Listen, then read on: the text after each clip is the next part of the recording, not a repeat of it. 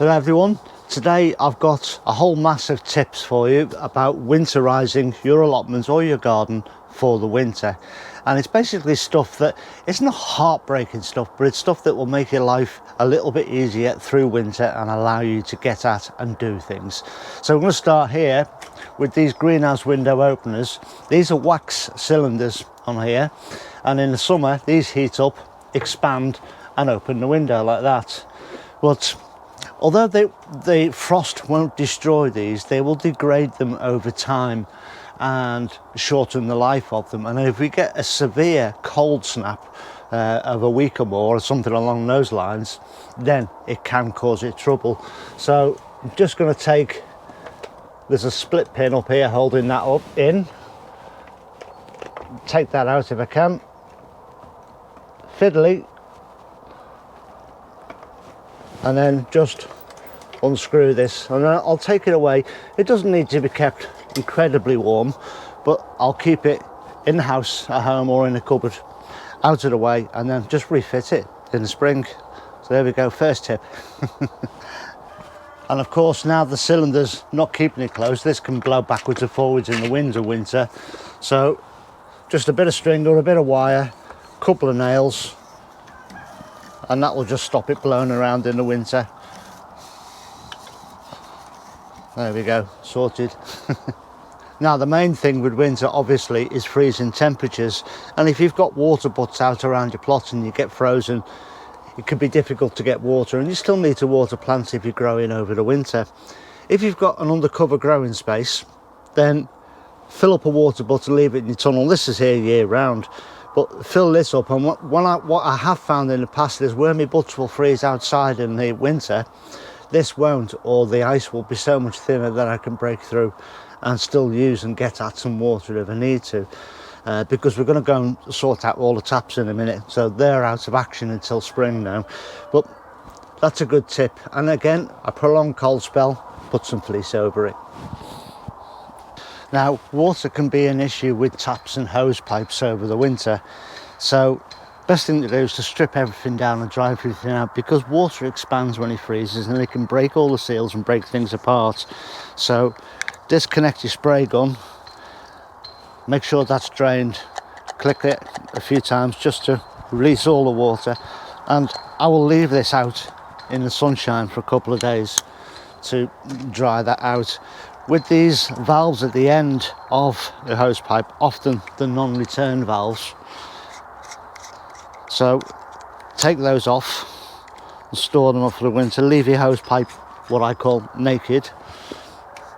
All those bits dry out. Disconnect it from your tap and do the same with the other end. Take off your fittings, and then I'm going to drain the hose pipe. And I'm on a bit of a hill here, so what I'll do is I'll lay this drain pipe up and down my path here, and I'll leave it for a couple of days. I'll let it drain out, and in the sunshine of when you've had a frosty night one day and you come down to your plot in the morning, you'll find the sunshine is out, because that's when we get frosts. So let that dry out in that sunshine in the morning, and just before you leave for that day, or when the sun goes in, coil it up. It's nice and easy. It'll become nice and malleable in the sunshine. It'll coil up easy and store away, and it'll be dry and safe, ready for next spring. And the final thing is, I've got one of these tap covers which just goes over the tap, and there's some Velcro straps here, just fastens it around and protects the tap. The majority of new outdoor taps that you can buy now in the UK have a fitted valve to it. There's two of them, one behind the tap and one in front of it. And that's to stop non-return, and they're called non-return valves. It's to stop water travelling up your hose pipe or into the tap and back into the water supply, causing disease and contamination. Take it from me, those filters, those non-return valves are incredibly susceptible to frost. And if they're not protected, they'll break and fail, and you'll be buying a new tap next spring. So one of those covers, only a couple of quid from a DIY store, will protect it. Or wrap some old towel in around it and some cable ties and some string, whatever you need to do, but protect that tap. Now, something that can be quite easy to overlook and forget about at times are things like this. This is my pH meter, and this has got circuitry inside. Leaving it out in the cold over winter might possibly kill it. So I'm just going to take that home, and anything else along those lines that I can think of. Any of me, I can't find one now, any of me sort of pump action spray guns, I'll release the pressure on that. Things like plant food, if I've got jars of them, I will loosen that so that if it expands, the air can get somewhere and it doesn't explode.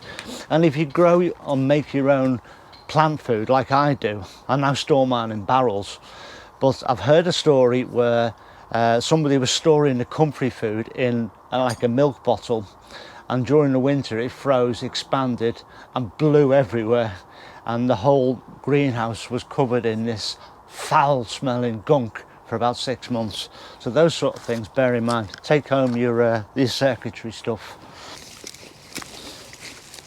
Now I'm just clearing up my parsnip beds. All the foliage has died back, and I'm leaving the parsnips in there. We've just had a frost this morning, second one of the year, and you want your parsnips to get frosted. It sweetens them up. So what I'm doing is just cutting them back to them stems, and then what this allows you to do, again, winterizing your plot. If you get a protracted cold spell forecast, you can come down and cover this whole thing with cardboard or with fleece or with a bit of carpet, whatever you've got to hand. Cover it over, and it stops the ground getting frosted, meaning when you want to lift a parsnip, your ground isn't as frozen as it would be otherwise, making it easier to get your parsnip out. So there you go, another tip. Now I've got a nice bed of decent leeks here, but they can be a trouble to dig up when the ground is frozen. So again, there's a workaround for that. I'm just going to part some soil, a couple of leeks, still with roots and soil attached. Pop them in, and then just put the soil around them, and then just heel them in. They'll be easier to get up when the frost, and they'll keep fresh enough now, all the way into next year. So a good couple of months they'll be happy as Larry in there. But when you want them, that's all you got to do, even on a frozen day. So that's another little tip on how you can dig stuff up out of frozen ground. And one of the really good gardeners' friends is this stuff. This is horticultural fleece. It's as cheap as chips to buy.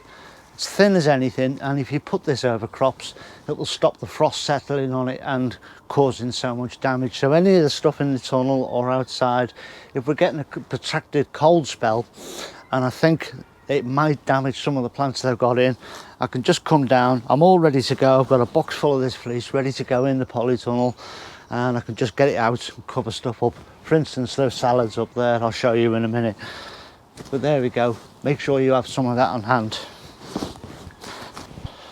And this is another vital tip, and I know I've included it recently in a video, and I've shown you sowing these different trays. But these are trays of edibles ready to use, and the great thing about these is that they're portable. So come closer to Christmas, like this one for instance, it'll be a bit taller by Christmas. This is lettuce, and that will go home with me a couple of days before Christmas and sit in my greenhouse at home. Or you could put it in a porch, or even on a kitchen windowsill or on a worktop, put some newspaper down, and you've got salad ready to go. And it means you don't even need to leave the house. If cold was predicted, I can just throw some fleece over like I showed you a minute ago, and totally portable, beats the winter. And don't forget, winterize yourself as well. Wear plenty of layers and open them up when you warm up, and then close them up when you get cool as well. And wear a hat, and I always tend to wear wellies through the winter because it will help with the slip factor. You'll get frost that you can slip on, and ice and mud and wet, and them things, you know, will easily make you fall over and hurt yourself. So be careful of that. Winterize yourself as well. Well, that's it for this little tips video about winterizing your garden. I hope you've enjoyed it. Hope you've got something from it, and be safe this winter. Look after yourselves, and I'll see you all very, very soon. Ta-ra now.